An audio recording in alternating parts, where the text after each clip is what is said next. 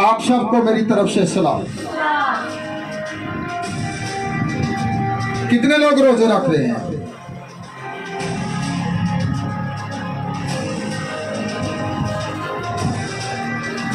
ये जरूरी नहीं है कि आप 40 रोजे रखें। मैं ये कहना चाहता हूं कि आप 12 महीनों के अंदर जब चाहें रोजा रख सकते हैं। और ये जो हम ईस्टर मनाते हैं, ये भी मैं आप लोगों को बताना चाहता हूं, ये हम यीशु मसीह के जी उठने का मनाते हैं, जिंदा होने का मनाते हैं। मेरे साथ निकालिए लूका रसूल की लिखी गई अंजील, उसका 23 बाब और उसकी 34 आयत पर गौर करेंगे। जी, सबने हवाला निकाल लिया। लूका रसूल की लिखी गई अंजील, उसका 23 बाब है और उसकी 34 आयत पर हम खुदा के कलाम अक़दस में से पढ़ेंगे, ताकि आप आज इस कलाम के हवाला के बारे में जान सकें।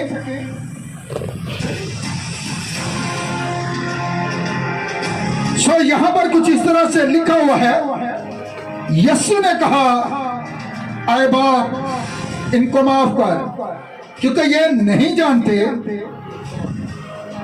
ये जानते नहीं कि क्या करते हैं। अब यहां पर देखें, ये बात जो यीशु मसीह ने कही है, कहां पर जाकर कही है? सलीब पर जाकर कही है। और उसने सबसे पहले जो बात की है, जो खिताब किया है, किसी इंसान से नहीं किया, बल्कि बाप के साथ किया है। और वो ये कहता है, क्या बाप इन्हें माफ कर, क्योंकि ये नहीं जानते। लेकिन गौर करें कि यीशु मसीह ने यह जो बात कही है, उस वक्त कही है जब उन्होंने उसको मारा, उसको पीटा, उसको सत्कोप किया गया, उसे असीयत दी गई, उसे दुख दिया गया, उसके बदन के ऊपर कोड़े बरसाए गए। अगर आप हवाला जानना चाहते हो तो ये शायद 53 बाब निकाल के देखें, क्योंकि उसी के मार खाने से हमने क्या की थी। और ये जो नबूवतें नबियों ने की थी, उनका यूं ही पूरा होना जरूर था। और यीशु मसीह सलीब पर भी जो है अपने होशो हवास में था। उसे पता था कि मेरी बाबत कलाम के अंदर क्या लिखा है। इससे हमें पता चलता है कि जब वो यीशु मसीह को पकड़ने के लिए आए हैं, तो पतरस ने जो है अपनी तलवार को निकाल लिया। तो यीशु मसीह ने उससे क्या कहा कि इसे अपनी म्यान में रख, क्योंकि जो निविष्टा मेरी बाबत लिखा है वो पूरा हो। और यहां पर ये 53 पर गौर करें, वहां पर क्या लिखा हुआ है। इससे पहले कि हम आगे बढ़े, जी क्या लिखा हुआ है उसकी 7 आयत पर जरा गौर करेंगे।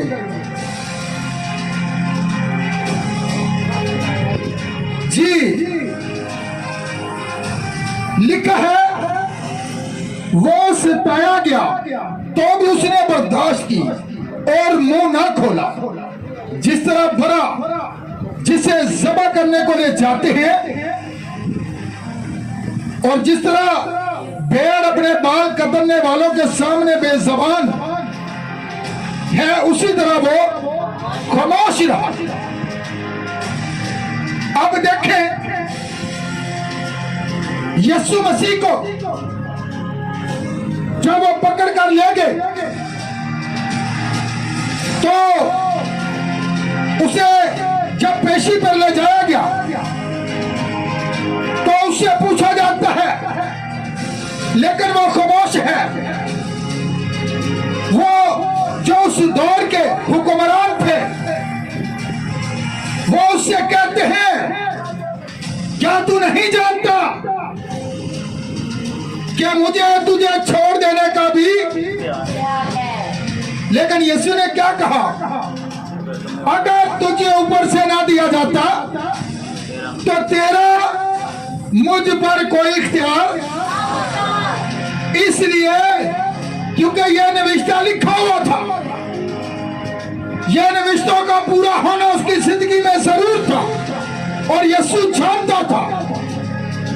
और एक जगह पर वो कहता है, क्या तू बोलता नहीं कि मैं तुझे छोड़ भी सकता हूं? लेकिन यीशु खामोश रहा। जिस तरह भेड़ अपने बाल कतरने वालों के आगे खामोशी रहती है, इसी तरह वो खामोश है। लेकिन सबब क्या है, पहले हम इस बात पर गौर करेंगे, क्योंकि यीशु मसीह ने सलीब के ऊपर जाकर जो है पहले अल्फाज जो है किसके साथ खिताब किया है, जो अल्फाज उसके मुंह से निकले हैं वो यही थे, क्या बाप इन्हें क्या कर, माफ कर।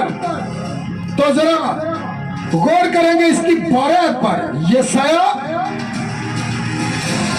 53 बाप उसकी 12 पर, क्योंकि वो किस तरह शिफायत करता है।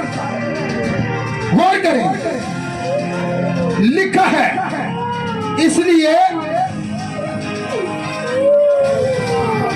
मैं उसे बुजुर्गों के साथ हिस्सा दूंगा, वो लूट का माल जोरावरों के साथ बांट लेगा, क्योंकि उसने अपनी जान मौत के लिए अंडेल दी, और वो खताकारों के साथ शमार किया गया तो भी उसने बहुतों के गुनाह उठा लिए और खताकारों की शफायत की। अब यहां पर वो बोलता है, सलीब के ऊपर जाकर यह नविष्टा पूरा होता है, वो बदकारों के दरमियान मसलूब किया गया, खताकारों के साथ मसलूब किया गया। खताकार कौन थे? एक डाकू इधर है, एक डाकू इधर है, दरमियान में यीशु मसीह को जो है उन्होंने सलीब पर चढ़ा दिया है। वो खताकारों के दरमियान शिमार किया गया है, तो भी उसने बहुतों के गुनाह उठा लिए और फिर भी वो शिफायत करता है। किन लोगों के लिए? उन लोगों के लिए जिन्होंने उस पर कोड़े बरसाए थे, जिन्होंने उसके मुंह पर थप्पड़ मारे थे, जिन्होंने उसके मुंह पर थूका था, जिन्होंने उसे ठट्ठों में उड़ाया था, जो सलीब के नीचे खड़े होकर उसका तमस्करा उड़ाते हैं, कहते हैं तू औरों को बचाने वाला, अब अपने आप को बचा। अगर तू खुदा का बेटा है तो सलीब पर से उतरो। लेकिन आगे से वो खामोश है, वो खामोश है, सब कुछ सुन रहा है, उसको ठट्ठों में उड़ाया जा रहा है। लेकिन आज हम अपनी जिंदगी को भी जरा चेक करें, उसकी जिंदगी की बाबत जो नविश्ते लिखे जा चुके थे नबियों की मार्फत, यशायाह ने 712 साल पहले यह नबूवत की थी। यीशु मसीह की जिंदगी के बारे में, किस तरह उसे गिरफ्तार किया जाएगा, किस तरह उसे मारा पीटा जाएगा, लेकिन वो बहुतों की जो है शिफायत करेगा और बहुतों के गुनाह जो है वो उठा लेगा। लेकिन यहां पर सलीब पर आकर जो लोग उसे ठट्ठों में उड़ा रहे थे, जिन्होंने कांटों का ताज उसके सर पर पहनाया था, लेकिन इब्लीस उन लोगों की जिंदगी के अंदर काम कर रहा है। वो नीचे उसे ठट्ठों में उड़ाते हैं, औरों के बचाने वाले अपने तई बचा, तो हम तुझ पर ईमान ले आएंगे। इब्लीस ने अपने हर हाथ कंडे को जो है इस्तेमाल किया, उसने लोगों को उभारा, लेकिन यीशु मसीह हर बात को जानता था। इब्लीस नहीं चाहता था कि वो सलीब पर चढ़ जाए। इब्लीस ने हर कोशिश की है कि वो सलीब तक ना पहुंचे, निजात का काम ना हो, लेकिन लोगों के अंदर इब्लीस आकर उन्हें भाग रहा है कि तू नीचे उतरा, लेकिन वो खामोश था। लेकिन जब पहला अल्फाज उसकी जुबान में मुबारका से निकला तो उसने कहा, बाप इन्हें माफ कर, क्योंकि ये नहीं जानते। अगर आप मेरे साथ एक और हवाला देखना चाहते हैं, मत्ती की अंजील उसका 26 बाब उसकी 53 आयत पर जरा गौर करें, वहां पर क्या लिखा हुआ है, क्योंकि उसने यहां पर शिफायत की है उन लोगों के लिए जिन्होंने उसे इस कदर जो था मारा था, पीटा था, थूका था, ठट्ठों में उड़ाया था, वो फिर भी उनके लिए शिफायत कर रहा है। मत्ती की अंजील उसका 26 बाब है और उसकी 53 आयत पर हम गौर करेंगे। यहां पर लिखा है, क्या तू नहीं समझता कि मैं अपने बाप से मिन्नत कर सकता हूं और वो फरिश्तों के 12 तुमन से ज्यादा मेरे पास अभी मौजूद, मगर वो नविश्ते को यूं ही होना क्योंकि वो पूरे होंगे। यीशु मसीह ने यह बात कही है। उस वक्त उस बाग के अंदर, गतसमनी बाग के अंदर, जब पतरस तलवार को निकालता है तो वो कहता है, अगर मैं चाहूं तो इस वक्त आसमान से जो है 11 तुमन फरिश्ते जो है इसी वक्त तलब किए जा सकते हैं। पूरी दुनिया के लिए फरिश्ता तो एक ही बोल, अब 11 तुमन, 12 तुमन, सॉरी 12 तुमन से ज्यादा फरिश्ते जो है तलब किए जा सकते हैं। लेकिन आगे वो कहता है, इस नविश्ते को जो है पूरा होना ही जरूर है जो उसके बाबत लिखे हैं। और उनमें से एक नविश्ता जो था, यह था कि उसने औरों के लिए शिफायत की और सलीब के ऊपर जाकर अब वो शिफायत कर रहा है। जरा यहां पर गौर करें, 26 आयत पर जो मैंने बताई थी, बल्कि 26 बाब की, हाँ जी 53 आयत पर, और मगर वो रिश्ते को यूं ही होना जरूर है क्योंकि वो पूरे होंगे। आगे जरा मेरे साथ मत्ती की इंजील निकालें, उसका 9 बाब उसकी 2 आयत पर जरा गौर करें। वहां पर क्या लिखा हुआ है, हवाला इसलिए मैं आज बता रहा हूं ताकि जो लोग फेसबुक पर सुनते हैं, जो लोग यूट्यूब पर सुनते हैं, ताकि वो अच्छे तरीका से इस बात के बारे में, इस मैसेज के बारे में जान सके कि यहां पर खुदा का कलाम क्या हमें सिखाता है।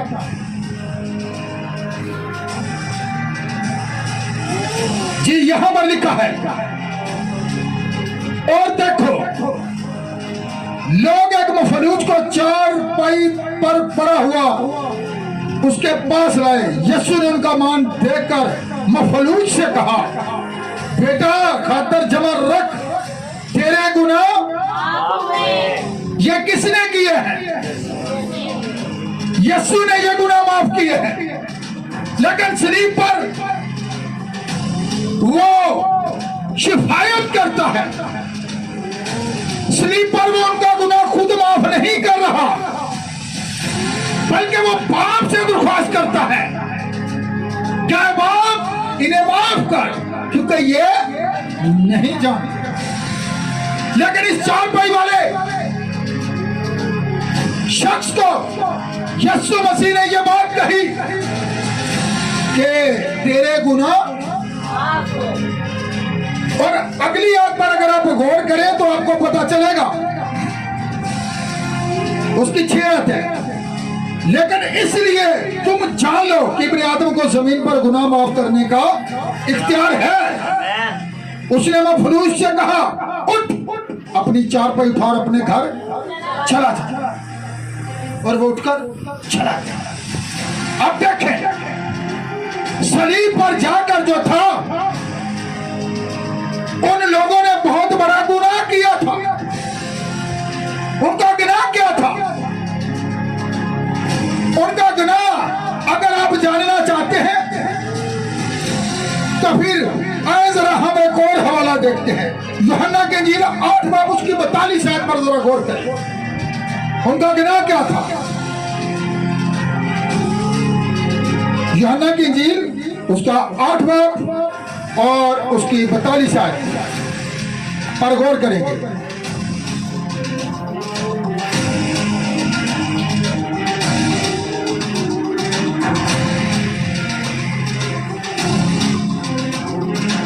ये सामने हवाला निकाल लिया है, लिखा हुआ है, यीशु ने उनसे कहा, अगर खुदा तुम्हारा बाप होता तो मुझसे मोहब्बत रखते, इसलिए कि मैं खुदा में से निकला और आया हूं, क्योंकि मैं आपसे नहीं आया बल्कि उसी ने। और तुम मेरी बातें क्यों नहीं समझते? अब वो यीशु को कबूल नहीं कर रहे, अब वो यीशु को रद्द कर रहे हैं। वो कहते हैं मैं अपने आप से नहीं आया बल्कि बाप में से निकला हूं, और मैं दुनिया में आया हूं ताकि तुम ईमान लो। लेकिन वो उसे रद्द कर रहे हैं जिसे खुदा ने भेजा था।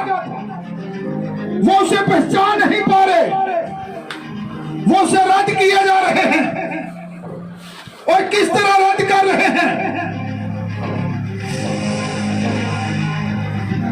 जरा गौर कर लें इस बात पर।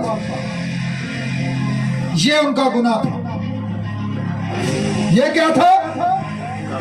उस पर ईमान ना लाना, ये सबसे बड़ा गुनाह है। खुदा के बेटे पर ईमान ना लाना, और इब्लीस हमेशा इंसान की जिंदगी के अंदर जो है शक डालता है।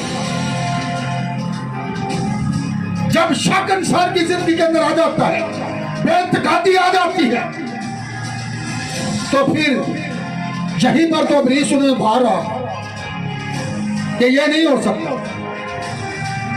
और वो लोग उसी की बातों पर चल रहे थे। आगे यूहन्ना 8 बाब की 7 आयत पर जरा गौर करें, जो हमारा असल मकसद है।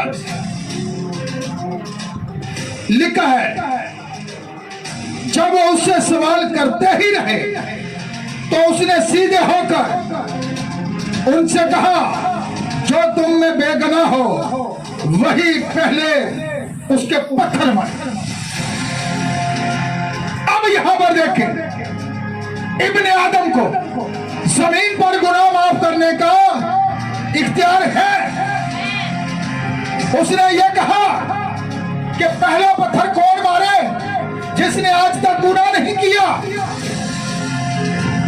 लेकिन यीशु मसीह की जिंदगी के अंदर गुनाह नहीं था,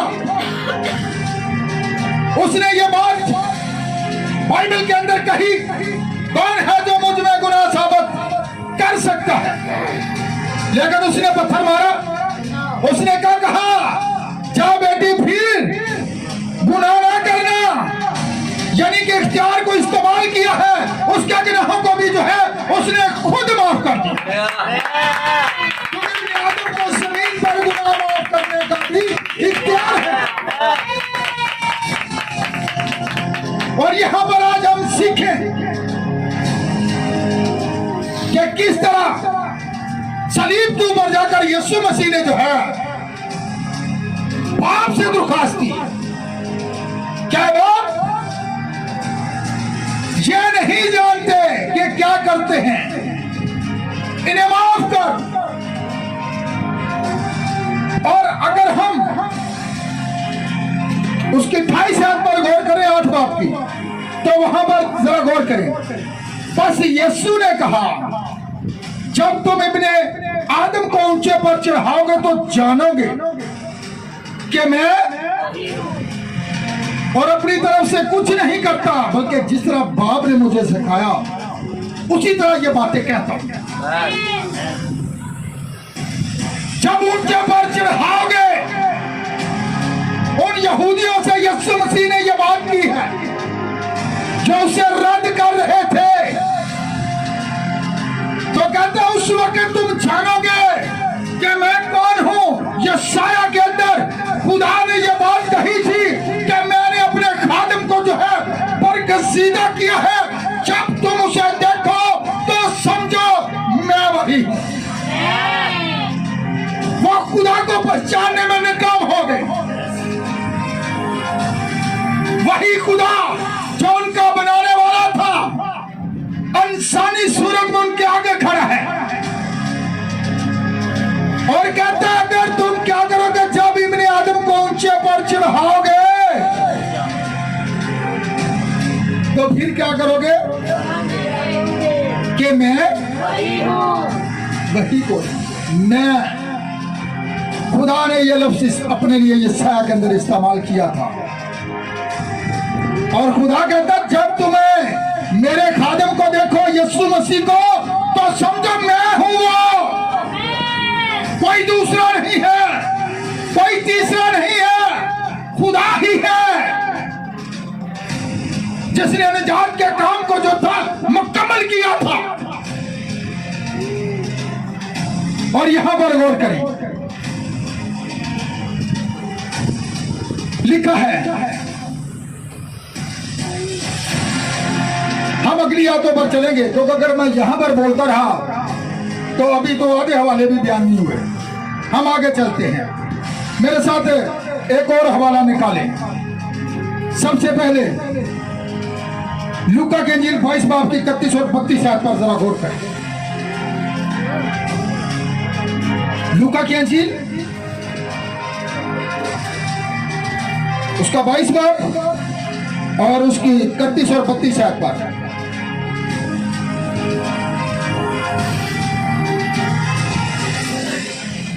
जी यहां पर लिखा हुआ है, शमौन शमौन, देख शैतान ने तुम लोगों को मांग लिया ताकि गेहूं की तरफ फटके, लेकिन मैंने तेरे लिए दुआ की।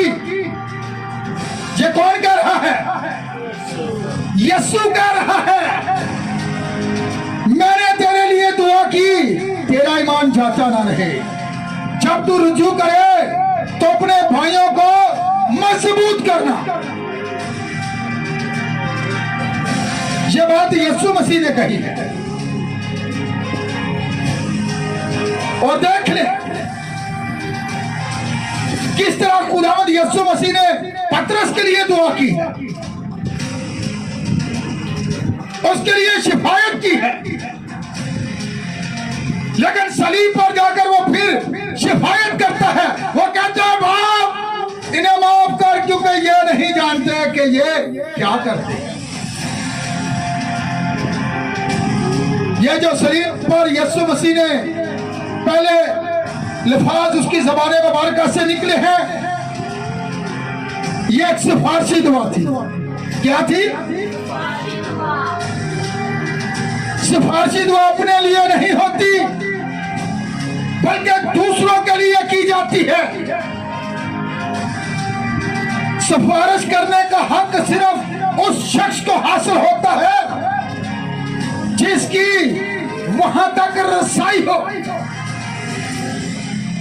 अगर मैं किसी जगह पर जॉब करता हूं तो मेरी अगर किसी अफिसर के साथ अच्छी गुफ्तगू नहीं होती, अच्छी बातचीत नहीं होती, अगर मैं समझता हूं वो मेरी बहुत रिस्पेक्ट करेगा, मैं उसके पास चला जाऊंगा, वो मेरी बात को नहीं टालेगा, नहीं काटेगा, तो फिर मैं सिफारिश करने के लिए उसके पास चला जाऊंगा।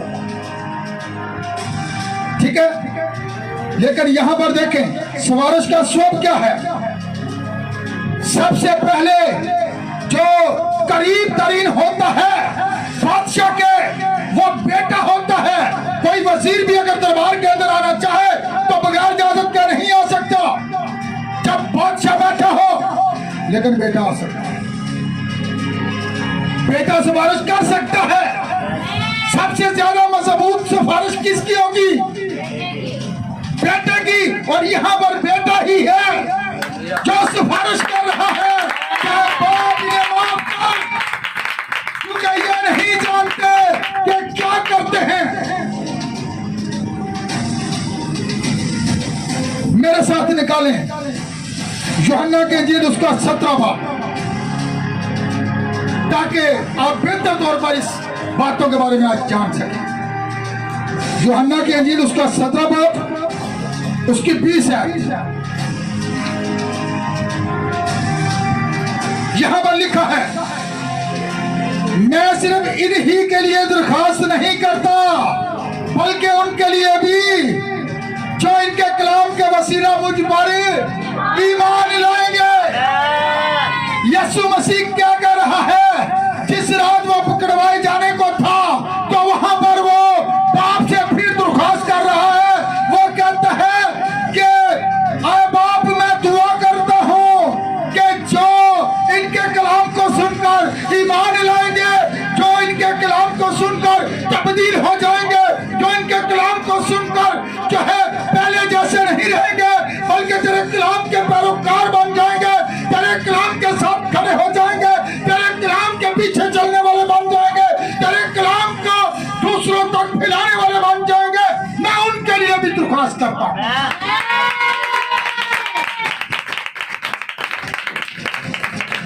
गौर से सुने, मैं सिर्फ इन्हीं के लिए दरख्वास्त नहीं करता, खाली अपने शागिर्दों तक नहीं था जो वहां पर बैठे हुए थे 12, बल्कि वो क्या कहते हैं यीशु मसीह, जो इनके कलाम के वसीला मुझ पर ईमान है, और इनमें पूरी दुनिया के लोग हैं जो खुदा के कलाम को सुनकर ईमान लाते हैं, फैसला करते हैं, तब्दील होते हैं, तब्दीली नजर आती है।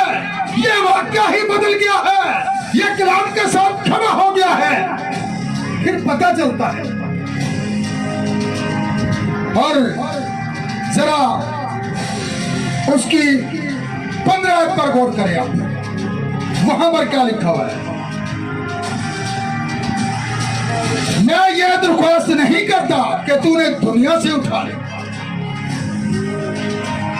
अब ये बेटा होने की हैसियत से वो दुआ करता है। जिस रात वो पकड़वाए जाने को है, वो कहता है मैं ये दरख्वास्त नहीं करता कि तूने दुनिया से उठा ले, बल्कि यह कि उस शरीर से इनकी हिफाजत कर, उस शरीर से इनकी हिफाजत कर,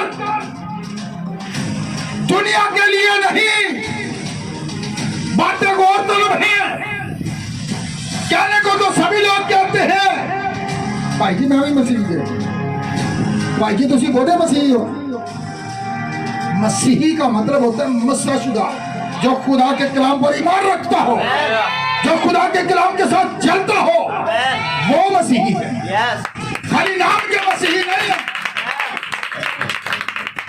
लेबल नाम के साथ लग गया तो हम कहे कि हम बड़े मसीही हैं। आप अपने आप को धोखा दे। आपके चाल चलन से मसीहत नजर आनी चाहिए, आपके कामों से मसीह नजर आना चाहिए। रसूल कहता है अब मैं जिंदा न रहा बल्कि मसीह मुझ में जिंदा है। लोगों को आपकी जिंदगी के अंदर मसीह नजर आना चाहिए। यह है मसाशुदा जिंदगी, यह है एक मसीही की जिंदगी। और वो दरख्वास्त करता है यहाँ पर पाप से, जिस रात पकड़वाए जाने को पाप से दरख्वास्त करता है। उस शरीर से इनकी हिफाजतकार वो कहते हैं मैं दुनिया के लिए दरख्वास्त नहीं करता बल्कि इनके लिए जो इनके कलाम को सुनकर बदलेंगे, जो मेरे कलाम के साथ खड़े होंगे। मैं उन सब के लिए दुआ कर रहा हूँ जो दुनिया के अंदर किसी भी मुल्क के अंदर है, किसी भी जगह के अंदर है, उनके लिए दुआ कर दरख्वास्त करता हूँ। और हमारी खातर खुदा का बेटा हमारे लिए दरख्वास्त कर रहा है।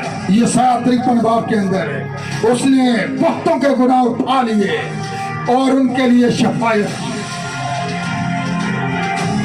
तो यहां पर गौर करेंगे आगे, कोई मेरे हाथ से छीन नहीं सकता। अब लोग कहते हैं कि पूरी दुनिया ही उसी की है और हम ये कहते हैं, बाइबल ये कहती है उसके लोग वो हैं जिस तरह उसने क्या कहा था, मुर्दों को मुर्दे, खुदा मुर्दों का नहीं बल्कि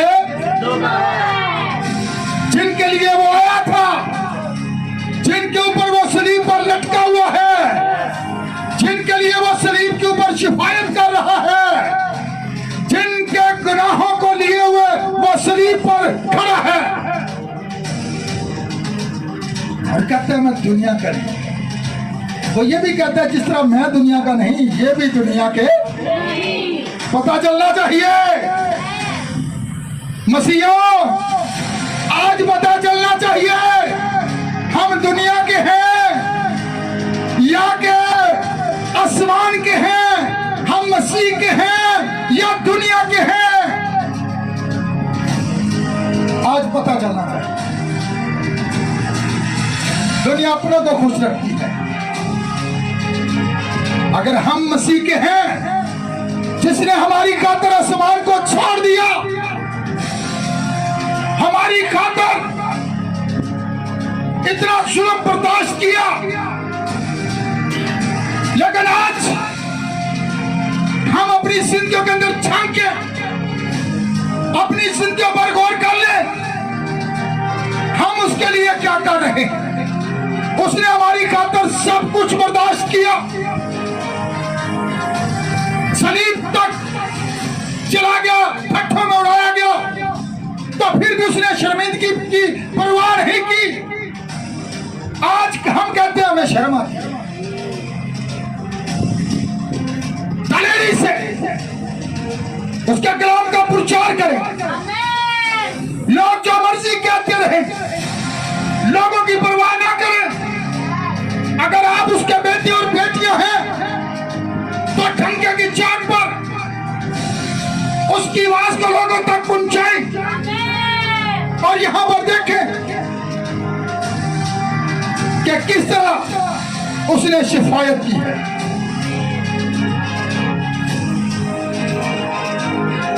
मत्ती 26 बाब की 54 के अंदर क्या लिखा हुआ है, जरा निकालें। एक और हवाला पर जरा गौर करेंगे।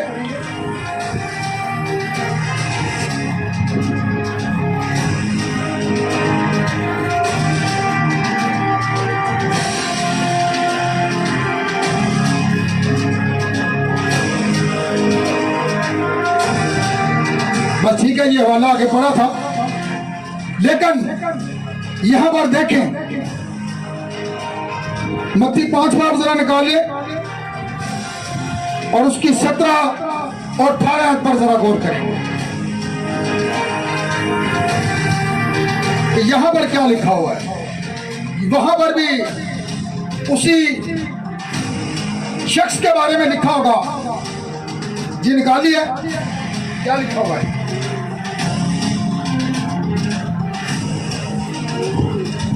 ये ना समझो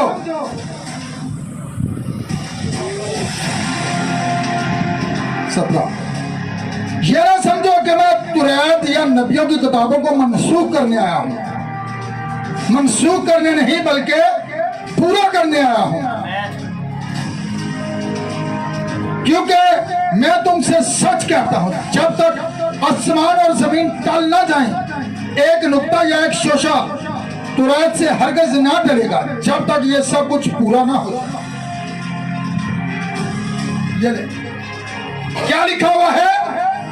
मैं नबियों की किताबों को मनसूख करने नहीं बल्कि पूरा करने आया हूं।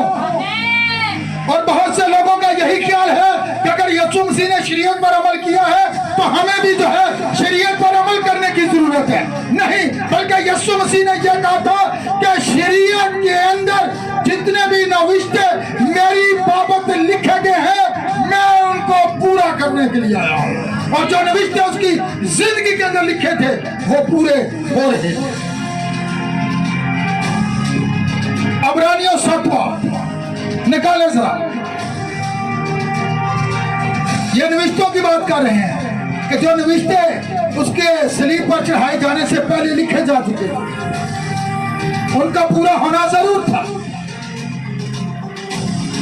इब्रानियों 7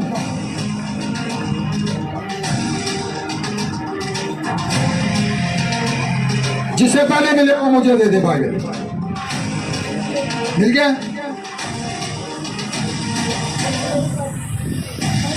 इब्रानियों 7 की 25 आयत है।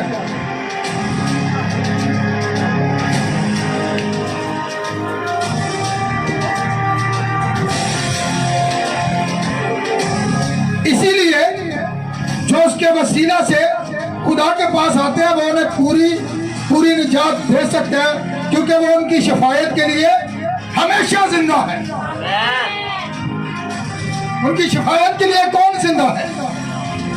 ये ले, वो उनकी शफायत के लिए अब वो आसमान पर सरदार कहन की हैसियत से मौजूद है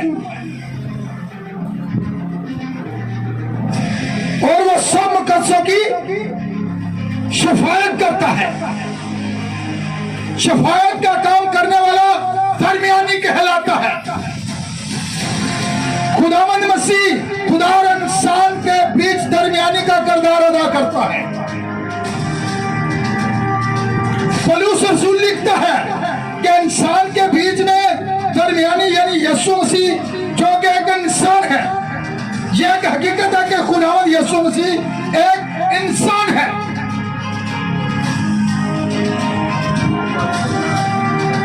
क्या है?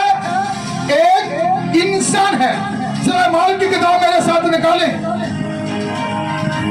उसका 2 बाब उसकी 22 आयत पर भी गौर करें कि यहां पर पतरस रसूल क्या कहता है यीशु मसीह के बारे में।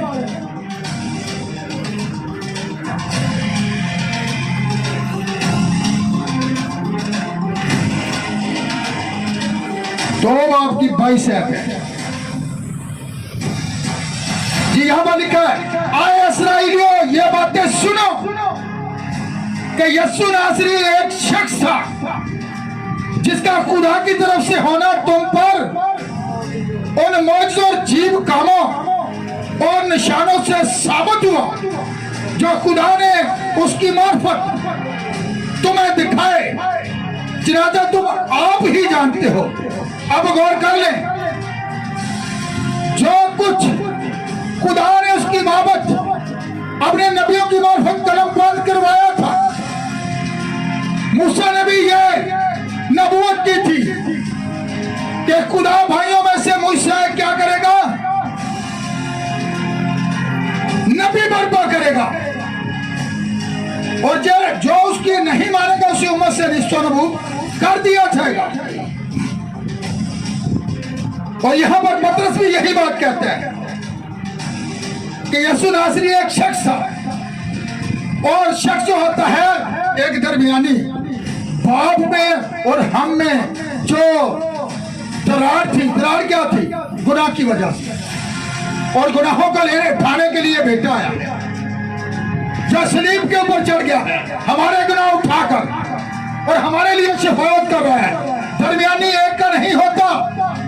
अगर दो पार्टियों का झगड़ा हो जाता है तो तीसरा बंदा आकर क्या करता है? सुलह की कोशिश करता है।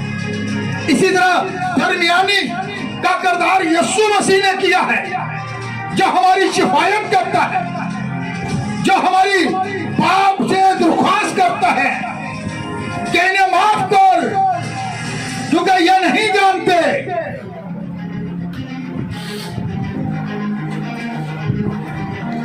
और अब जरा सुने, सिफारिशी दुआएं कई किस्मों की हो सकती है। सिफारिशी दुआएं कई किस्मों की हो सकती है। कलामे मुकद्दस में बेशुमार सिफारिशी दुआएं हैं। तो गौर कर ले, बीमारी से शिफा के लिए अगर कोई बीमार हो जाता है, याकूब के खत के अंदर लिखा है कि कलीसिया के बुजुर्गों को बुलाया जाए और जो दुआ ईमान के साथ की जाएगी उसके खुदा उस बीमार को क्या करेगा? उठा खड़ा करेगा। अब देखें कौन उसके लिए दुआ कर रहा है। खुदा के मसशुदा किए हुए लोग खुदा से दरख्वास्त करते हैं, खुदावंद इसे तंदुरुस्ती बख्श दे, इसे शिफा बख्श दे, इसे अपने कदमों पर उठा खड़ा कर। तो लिखा है जो दुआ ईमान के साथ की जाएगी उसके खुदा उस बीमार को भी, अगर उसने गुनाह भी किए होंगे तो वो भी माफ हो जाएंगे। और यहां पर देखें, किसी मुसीबत से रहाई के लिए दो। जब बंदा किसी मुसीबत में गिर जाता है, जंग में फतह के लिए दुआ, कामयाबी के लिए दुआ, इम्तिहान में कामयाबी के लिए दुआ। लेकिन इस दुआ में गुनाह माफ करने की सिफारिश की गई है जो यीशु मसीह ने की है, क्योंकि उन्होंने गुनाह जो था किसका किया था? बाप ने उसे भेजा था। यूहन्ना की इंजील के अंदर यीशु मसीह कहता है, वो कहते हैं उस दौर के जो यहूदी थे कि हम क्या करें कि निजात पाए। यीशु ने कहा उसके बेटे पर ईमान लो। तो जब वो उसे रद्द कर रहे हैं यूहन्ना की इंजील के अंदर उसके 8 बाब के अंदर 42 आयत के अंदर उस पर ईमान ही नहीं ले रहे, वो उसको क्या कहते हैं? इसमें से तो कोई बदरू है। देख ले उसे किस तरह वो रद्द कर रहे हैं जिसे खुदा ने भेजा था। यह गुनाह जो था यही उनका गुनाह था। और सलीब पर जाकर यीशु मसीह यही कहते हैं, क्योंकि उन्होंने गुनाह किसका किया था? बाप का किया। और यीशु मसीह कहता है क्या बाप इन्हें क्या कर? माफ कर, क्योंकि ये नहीं जानते। गुनाह करने वाले सजा के मुस्तहिक होते हैं। अगर गुनाह माफ हो जाए तो सजा भी खत्म हो जाती है। खुदावंद मसीह को खुद भी गुनाह माफ करने का इख्तियार था।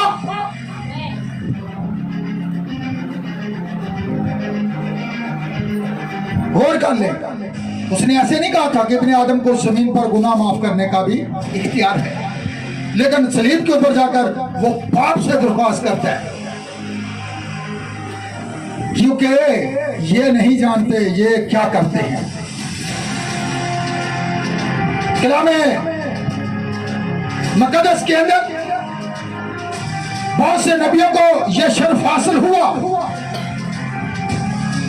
लेकिन जो सिर्फ बेटे को हासिल हुआ यह किसी नबी को नहीं हो सकता। अगर देखें शफायत बहुत सारे नबियों ने की है। अब्राहम को देख ले, क्या उसने शफायत नहीं की?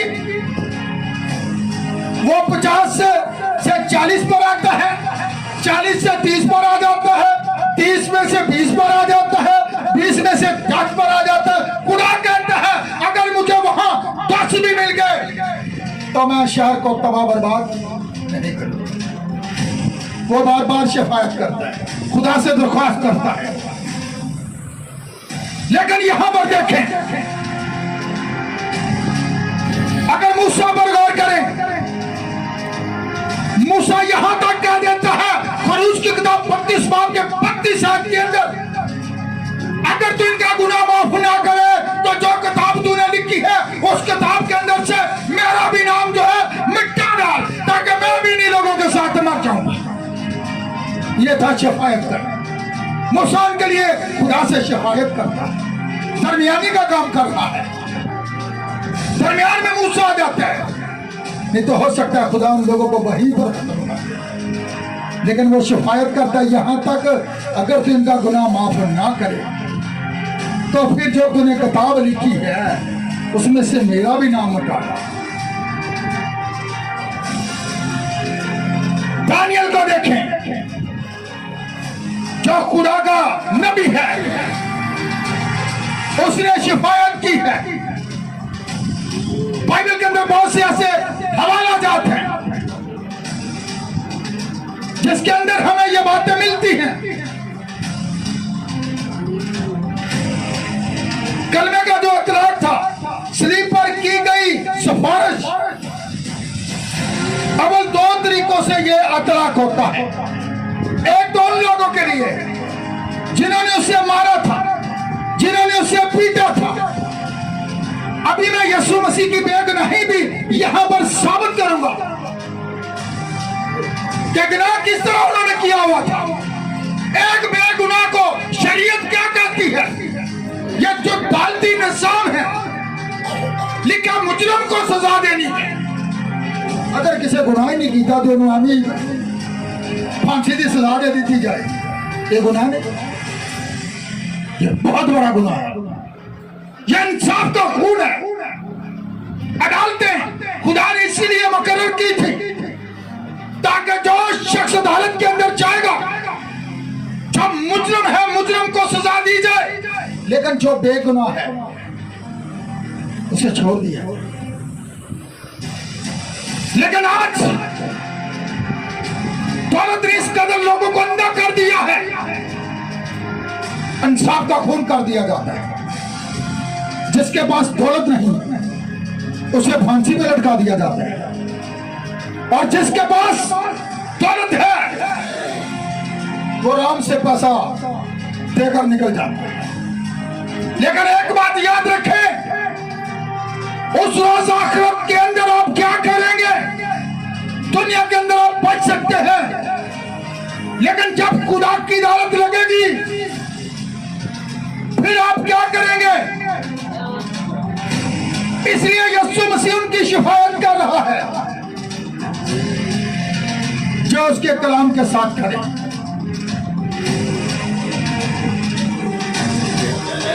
और जैसा मैंने कहा कि यहां पर 2 तरीकों से जो था कलमे का अतलाक होता है। क्या बात? इन्हें माफ कर, क्योंकि ये नहीं जानते कि ये क्या करते हैं। मसीह को मसलूब करने और कराने वाले थे, ये दोनों बात ये थी। उस वक्त ये दुआ बल्कि यहूदी बुजुर्गों, सरदार कहनों और उन सब के लिए की गई थी जो यीशु मसीह को सलीब पर लटकाने वाले थे, जिन्होंने उसे मसलूब करने में हिस्सा लिया था। इनके अलावा रोमी हाकिमों और सिपाहियों के लिए थी सिफारिशी दुआ का जो इतराक था 2 तरीकों से था। हम सब के लिए तो वैसे ही था, क्योंकि ये 53 बाब हम सब के लिए था। कि उसने बातों से हम सबके गुनाह उसी के ऊपर थे।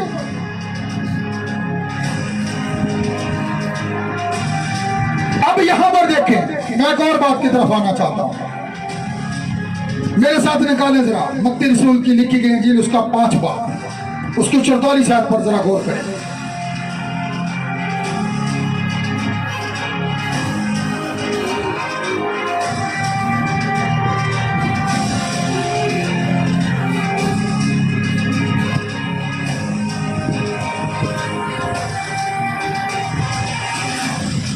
जी क्या लिखा है? लेकिन मैं तुमसे यह कहता हूं, अपने दुश्मनों से, अपने सताने वालों के लिए। यीशु मसीह ने खाली ये शागिर्दों को तालीम नहीं दी। आज हम यहां पर आकर दुआ भी करते हैं कि दुश्मनों को छड़ दे भी है। तो यीशु मसीह का कलाम क्या कहता है कि दुश्मनों से। यीशु मसीह ने खाली तालीम नहीं दी जिससे उसने बल्कि इसे अमली जामा पहनाया है। सलीब पर जाकर देख ले, उसने खाली तालीम नहीं दी शागिर्दों को, उसने अपनी जिंदगी के अंदर जिससे उसने जितना के उस दिन उसको जो था मारा गया था, पीटा गया था, सताया गया था, ठट्ठों में उड़ाया गया था, लहूलुहान कर दिया गया था, लेकिन सलीब के ऊपर वो लटका हुआ है, वो फिर भी कहता है वहां पर मोहब्बत हो सकती है।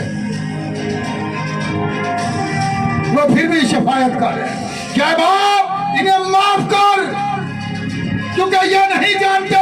उसने साबित कर दिखाया कि अपने दुश्मनों से भी मोहब्बत रखो। अगर अपना ही से मोहब्बत रखते हो तो ये कौन सी बड़ी बात है? ये तो गैर कौमें भी करती है। मजा तो तब है कि आपका अगर दुश्मन भूखा है उसे खाना खिलाया जाए, अगर प्यासा है उसे पानी पिलाया जाए। यह मोहब्बत है कि आप उस दुश्मन को खुदा के लिए जीत लें। सबसे बड़ी खिदमत यह है। दुश्मन कौन है?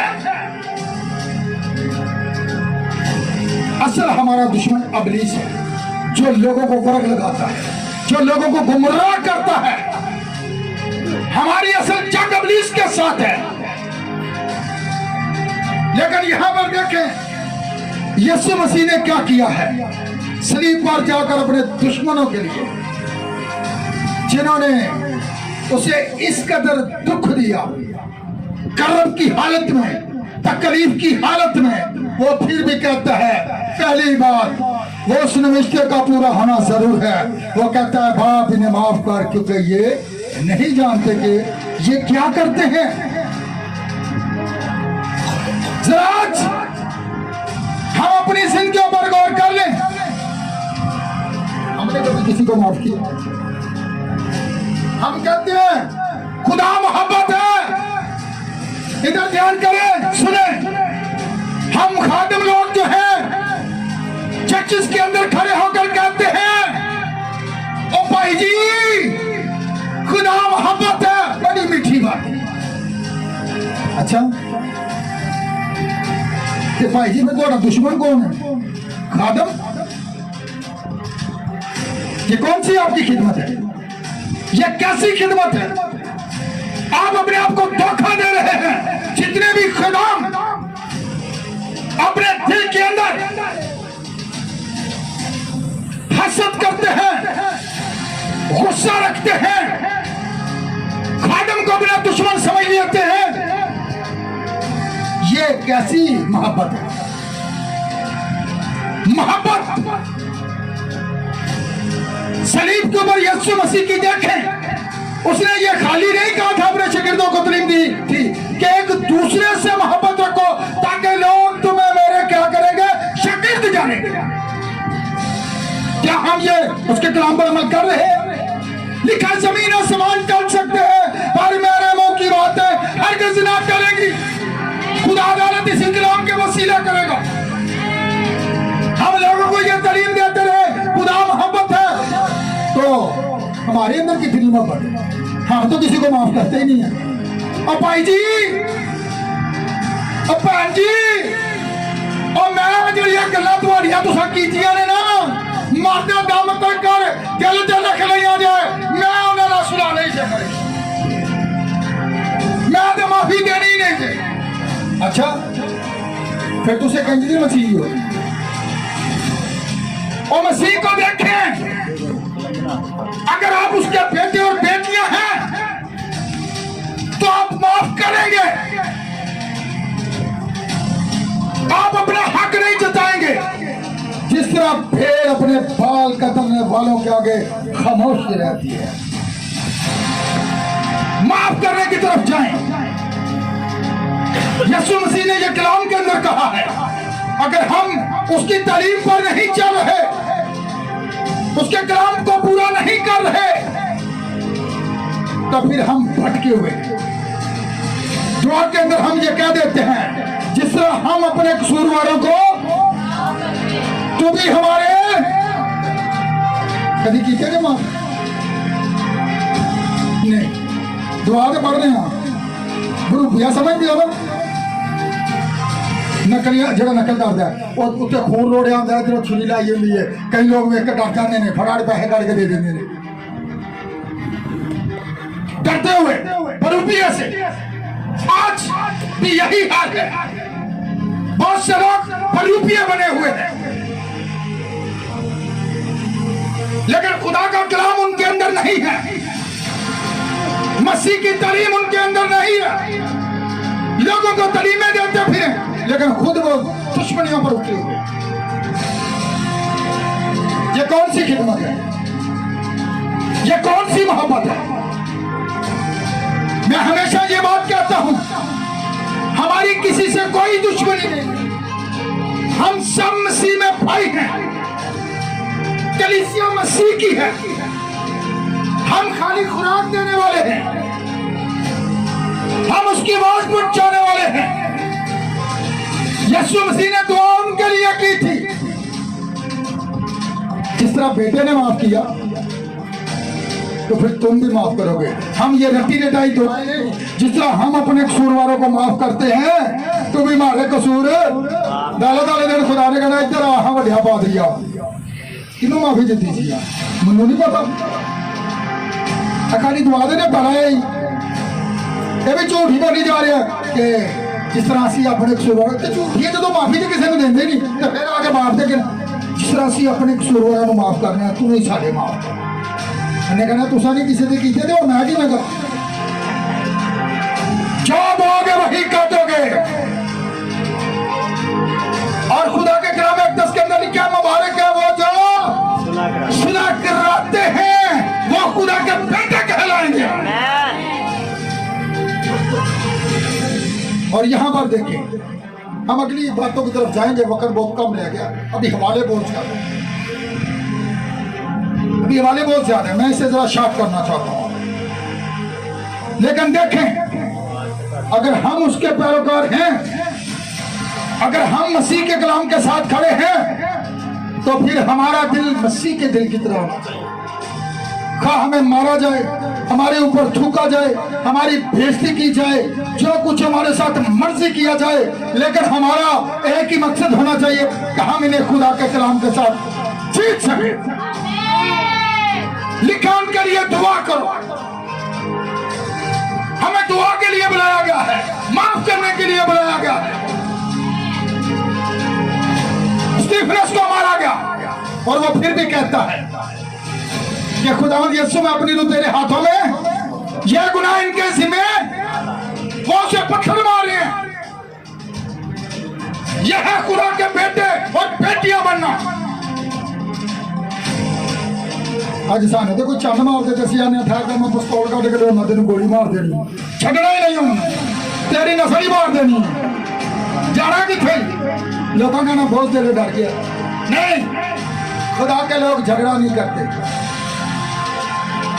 खुदा के लोग जो है माफ करते हैं।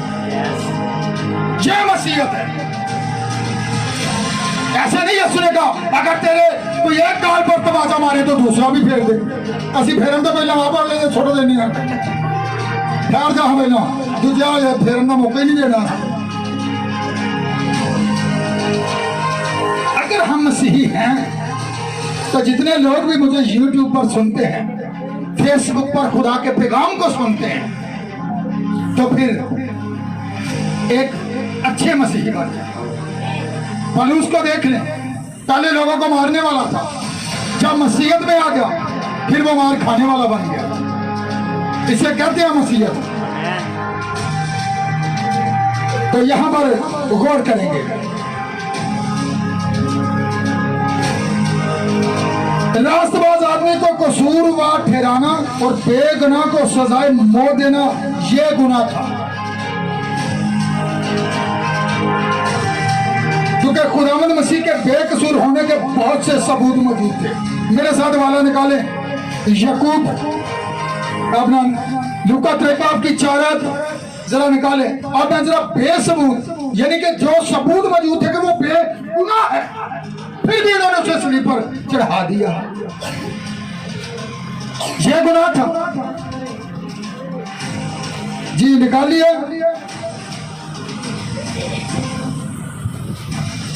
लूका 3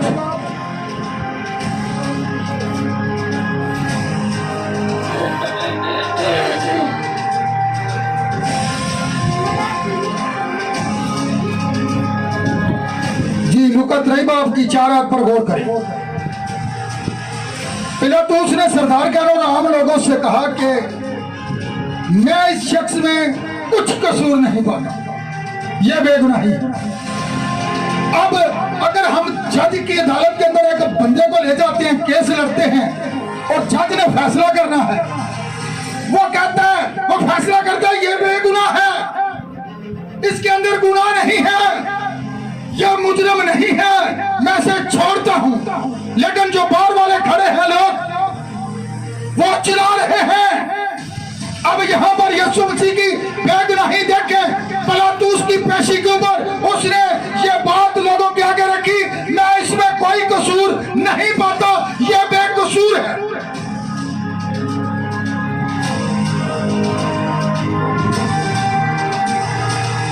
और अगली आंख पर गौर करें, उसकी 14 है, सुन ले। उनसे कहा, तुम इस शख्स को लोगों के बहकाने वाला ठहराकर मेरे पास लाए हो, और देखो मैंने तुम्हारे सामने ही इसकी तहकीकात की, मगर जिन बातों का इल्जाम तुम उस पर लगाते हो उनकी निस्बत ना मैंने उसमें कुछ कसूर पाया। वो फिर चाहता है कि यीशु मसीह को छोड़ दे, लेकिन आगे से जवाब क्या है? शख्स को छोड़ता हूं, अगर तुम कहो तो तुम्हारी खातिर तुम्हारे मसीहा को छोड़ दो। ऐसी बात है भैया, ऐसी बात है। जरा गौर करें, फिर उसकी 22 आयत पर गौर करें, क्या लिखा है? उसने तीसरी बार उनसे कहा, क्यों? इसने क्या बुराई की है? मैंने इसमें कत्ल की कोई वजह नहीं पाई, बस मैं उसे पटवा कर छोड़ देता हूं। मगर वो चला चला कर सर होते रहे, वो मसरूफ किया। देखें, पिलातुस इस बात का ऐलान करता है, यह कत्ल की सजा के लायक नहीं है, इसमें मैंने कोई जुर्म नहीं पाया, कोई खिता इसके अंदर नहीं है। लेकिन देख ले, यहां पर वक्त काफी हो गया है, मेरा ख्याल इस मैसेज को हम यहीं पर अब क्लोज कर दें। हवाले बहुत ज्यादा हैं, तो मैं चाहता हूं कि आज के इस मैसेज को हम यहीं पर क्लोज कर दें। खुदा ये चाहता है कि हम क्या करें। एक हवाला सिर्फ देखेंगे, यूहन्ना की इंजील 8 बाब, नहीं मत्ती की इंजील 12 बाब, उसकी 31 आयत पर गौर करें। निकालिए, इसी वाले के साथ हम इस मैसेज को खत्म करें। जल्दी जल्दी हवाला निकालें।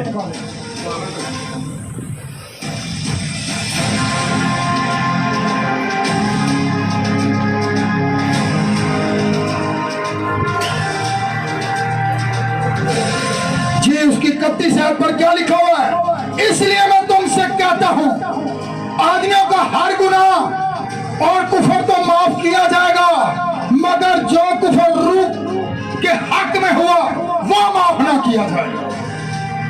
देख ले यीशु मसीह के साथ उन्होंने कैसा सलूक किया, और वो फिर भी कहते हैं अरे बाप इन्हें माफ कर। वो कहते हैं दुनिया के हर गुनाह को जो है माफ कर दिया जाएगा, लेकिन जो बात खुदा के रूह के खिलाफ की जाएगी उसके बारे में ना आने वाले जहान में माफी होगी ना इस जहां में। और यीशु मसीह ने इस कलमा के अंदर जो कि माफी का है, अपने दुश्मनों को माफ किया है। उसने खुद माफ किया पहले, फिर बाप से दरख्वास्त की है कि आखिरत को यह कहीं मुजरिम न ठहर जाए। वो बाप से दरख्वास्त करता है इन्हें माफ किया, यानी जो गुनाह इन्होंने ये किया है, जो रिश्ते मेरी बाबत लिखे थे ये इनके जिम्मे ना लगे, इन्हें माफ कर दिया जाए। अभी देखे उन्होंने माफी भी नहीं मांगी थी। असि ने माफी ना मांगी थी, मैं माफ की मैं करा और मैं आधे घर जाके तो माफ कर रहा हूं। भाई जी साढ़े को माफी तो मंगा रहा हूं तो फिर माफ कर। लेकिन यीशु मसीह की सलीबी जिंदगी पर जरा गौर कर ले। उन्होंने माफी मांगी है जिन्होंने उसे सलीब पर चढ़ाया था, लेकिन वो सलीब पर पहले ये अल्फाज कहता है आए बाप इन्हें माफ कर, क्योंकि ये नहीं जानते, नादान होते हैं ना समझ। पतरस भी यही बात कहता है, ये बात उन्होंने नदानी में आए कदम कश लगो, ये काम तुमने नदानी में किया। नादान होते हैं ना समझ। खुदा ये चाहता है अगर आप मसीही हैं, अगर आपने ये सलीब के ऊपर जो पहला लफ्ज़ यीशु मसीह की ज़बान मुबारका से निकला था क्या बाप इन्हें माफ कर, तो अगर आप मसीही हैं हमारी ज़बानों पर भी यही लफ्ज़ होने चाहिए, हमारे दुश्मनों के लिए, हमारे मुखालिफों के लिए, हमारे साथ वो कैसा भी रवैया अख्तियार करें, लेकिन आप पहल करें। यह ना कहें कि वो आए, आप पहल करें माफ करने और उनके लिए दुआ करें। जो खुदा चाहता है कि अगर इससे पहले आपके दिल के अंदर किसी के लिए कोई गुस्सा था, कोई कड़वाहट थी, कोई हसद था, कोई नाराजगी थी, आप किसी के लिए पूरी सोच रखते थे, तो आज आपने खुदा की आवाज को सुन लिया है, आज आपने खुदा के कलाम को सुन लिया है, अपनी आंखों से पढ़ा है, तो फिर मेरी बहन, मेरे भाइयों, मेरे अजीजों, उन लोगों को माफ कर दें, माफ कर दें ताकि खुदा आपको माफ करे। अगर तुम रहम करोगे तो तुम पर भी रहम किया जाएगा, अगर हम रहम नहीं करते तो फिर हम पर भी रहम ना किया जाए। खुदा ये चाहता है, अगर इससे पहले खुदा के कलाम अक़दस के अंदर ये भी लिखा है कि जब तू नजर गुजराने, अगर तेरा भाई तुझसे नाराज है तो अपनी नजर को वहीं पर रोक दे और जाकर पहले अपने उस भाई से जो है सुलह कर, तब आकर अपनी नजर गुजरान। खुदा चाहता है क्या आप हर किसी को माफ कर, खा जितना भी किसी ने आपका नुकसान कर रखा है, खा जितनी भी आपने किसी की इंसल्ट की है या किसी ने आपकी इंसल्ट की है, आप माफ करने की तरफ चले जाए। कहें खुदावन मैं माफ करता हूं, सब कहें खुदावन मैं माफ करती हूं, खुदावन मैं माफ करता हूं, मैंने तेरे कलाम को सुना है कि अपने दुश्मनों से मोहब्बत रखो, तो खुदावन मैं महज खाकर राखो। खुदावन तो मुझ पर रहम कर, जिस तरह तूने मेरे गुनाहों को अपने ऊपर ले लिया, सलीब पर चढ़ गया, और ताकि मैं बच सकूं।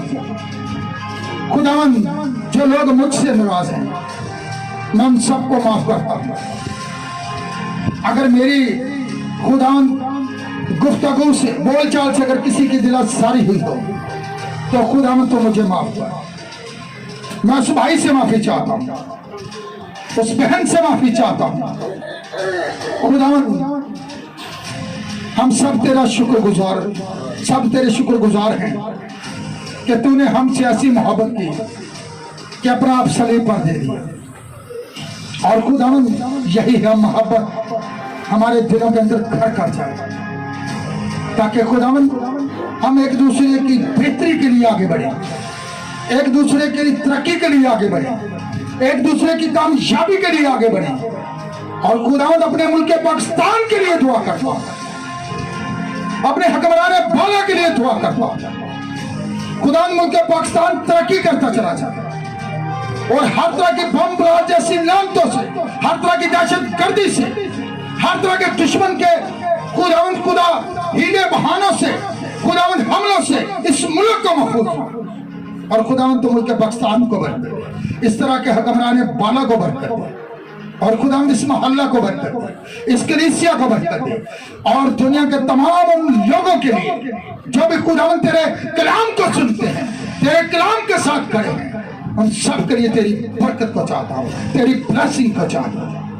ये सभी कुछ मांगता हूँ तेरे बेटे अपने खुदावंद यीशु मसीह के नाम से, आमीन। हालेलुया, हालेलुया, आए जोरदार तालियां लगाइए।